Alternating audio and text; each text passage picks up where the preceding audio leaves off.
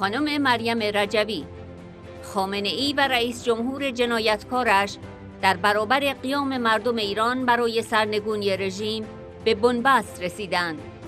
توسل به جنگ خارجی برای مهار بحران داخلی ویژگی حاکمیت آخوندهاست.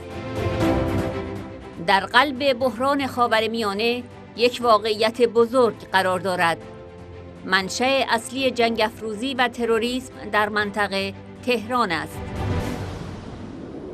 راه حل مقاومت ایران و جایگزین دموکراتیک و تلاش آنها برای یک ایران آزاد و صلح‌جو و بدون سلاح اتمی است.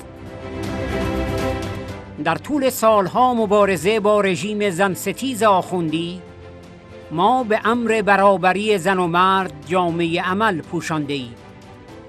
56% از اعضای شورای ملی مقاومت ایران از زنان هستند.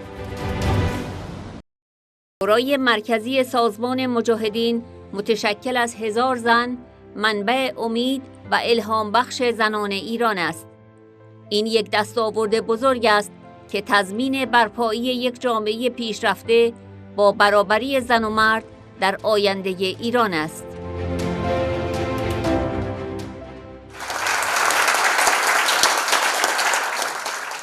Honorable members of the Federal Parliament, friends in the German Committee in Solidarity with the Free Iran, greetings to everyone. Thank you for your solidarity with the Iranian people in their struggle for freedom and democracy. Dear friends, I'm here today at this conference to convey two messages to Western governments and the European Union.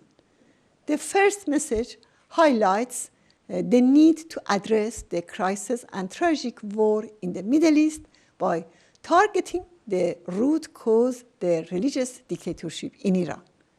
Without considering this fundamental issue, a conclusive solution will not emerge. The second message underscores that 40 years of appeasement of this regime has been the significant factor contributing to war and instability in the region. To avoid repeating past mistakes, it's crucial to implement a firm policy against the regime and endorse the Iranian people's and resistance's efforts in putting an end to the regime. The answer is found in the Iranian resistance's democratic alternative and their push for a free and peaceful Iran without nuclear weapons. They want to establish a republic that respects the separation of religion and the state and autonomy for oppressed nationalities. Over the years of struggle against the mullah's misogynist regime, we managed to realize women's equality in our movement. 56% of members of the National Council of Resistance of Iran are women. The Central Council of the People's Mujahideen Organization is composed of 1,000 women. They come from all parts of society and have more than 40 years of experience in a struggle. They are a source of hope and inspiration to Iranian women. This major achievement guarantees the establishment of an advanced society respecting gender equality in the future free Iran. Dear friends, I want to draw your attention to some crucial facts. One, the religious dictatorship has been able to fuel the ongoing war in the Middle East through its proxy groups. This is the outcome of silence and inaction toward this regime and appeasing it. If this policy continues, the regime could cause even more disasters. During the invasion of Iraq, the country opened its gates to the terrorist Quds force. After the Iranian resistance exposed the regime's nuclear sites in 2002, instead of imposing sanctions and banning its enrichment of uranium, Western governments started negotiating and giving concessions to the regime. 2.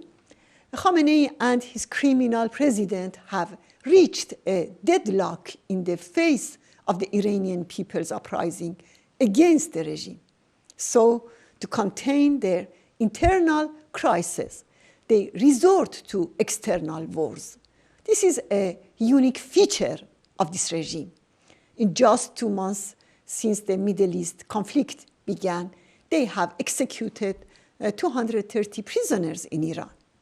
Western policies, however, failed to stop such grave human rights violations or prevent the regime's meddling in the region.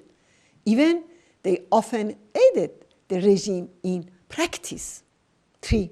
European intelligence agencies, particularly in Germany, have repeatedly highlighted that the Iranian regime's primary targets in Europe are the National Council of Resistance and the PMOI. The regime's agents gather information and carry out disinformation campaigns against the Iranian resistance. The German police found numerous notebooks in the car belonging to the regime's terrorist diplomat Asadullah Assadi. One such notebook, known as the Green Notebook, contained 289 addresses of appointments with the regime's agents in various countries, half of them in Germany. Assadi paid many of them. Unfortunately, these notebooks were never made public. Recently, a network of regime infiltrators in the US and Europe was uncovered. 4. On December 4, the NCRI representative office in Berlin was attacked by the regime's terrorists. The clerical regime has mobilized all its forces for suppression of the Mujahideen. These days in Tehran, they are holding a show trial for more than 100 members of the PMI in their absence. This show is part of the regime's reaction to the spread of the network of resistance units, escalation of their activities and operations, and added credibility of the Iranian resistance across Iran and the globe. The mullahs confess that they fear young people joining the PMI. 5. 3 European countries, France, the UK, and Germany, have confirmed that according to IAEA standards, the Iranian regime has 3 times the amount of 60% enriched uranium needed to make a nuclear bomb. In fact, the regime has never given up its effort to obtain the bomb. Without a decisive policy, the world risks being surprised by the regime's nuclear project. In July, 177 members of the Bundestag, along with 350 members of state parliaments, including the majority from Niedersachsen and Bremen, signed a declaration urging an end for decades of appeasement of the Iranian regime. They proposed a solution centering around the Iranian people and the Iranian resistance. Dear friends, at the heart of the Middle East crisis lies a fundamental reality. Tehran stands as the primary source of both warmongering and terrorism in the region. To address this threat, we suggest a solution involving 4 key measures. First, designating the IRGC as a terrorist organization. Second, activating the snapback mechanism in Security Council Resolution 2231 and ensuring full implementation of UN security resolutions concerning the regime's nuclear projects and comprehensive sanctions. Third, declaring the regime an imminent threat to global peace and security and placing it under Chapter 7 of the United Nations Charter. And fourth, recognizing the Iranian people's struggle to overthrow the regime and the courageous fight of Iranian youth against the terrorist IRGC. I thank you all very much. I wish you the best of health and success in the new year.